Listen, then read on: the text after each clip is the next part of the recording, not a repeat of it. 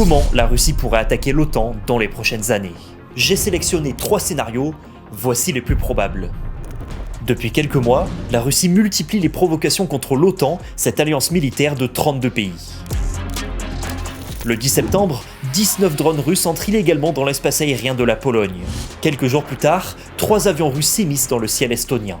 Le but, tester les capacités de défense de l'OTAN et diviser les membres sur la réponse à apporter. Le chef d'état-major français estime d'ailleurs que la France doit être prête à un choc avec la Russie d'ici 2029. Même les services de renseignement allemands affirment que Moscou préparait une confrontation contre l'Alliance. Alors, comment une telle attaque pourrait-elle se dérouler?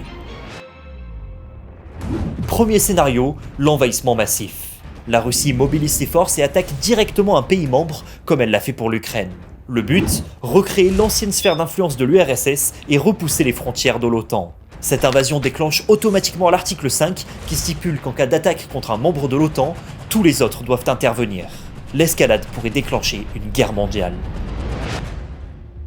Bon, dans les faits, c'est assez improbable, parce que la Russie ne ferait pas le poids face aux 32 États. Son budget militaire atteint 120 milliards de dollars contre 1200 pour l'OTAN, elle compte 3 fois moins de soldats et son industrie militaire est 10 fois moins puissante. Même avec l'arme nucléaire, dans une guerre conventionnelle, elle perdrait très probablement.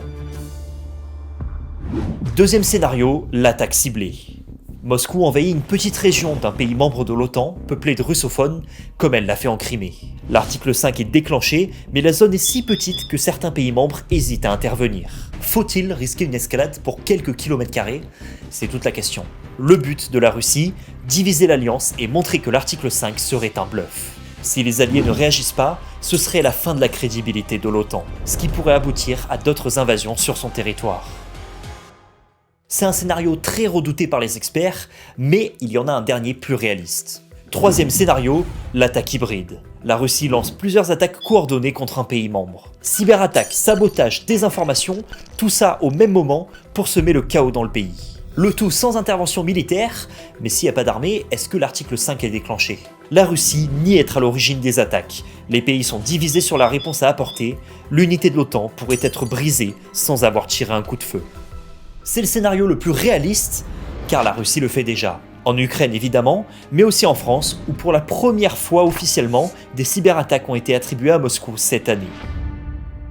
Derrière ces chiffres, ces stratégies, il y a des millions de personnes qui vivent à quelques kilomètres de cette frontière et qui comptent sur l'article 5 pour être défendus.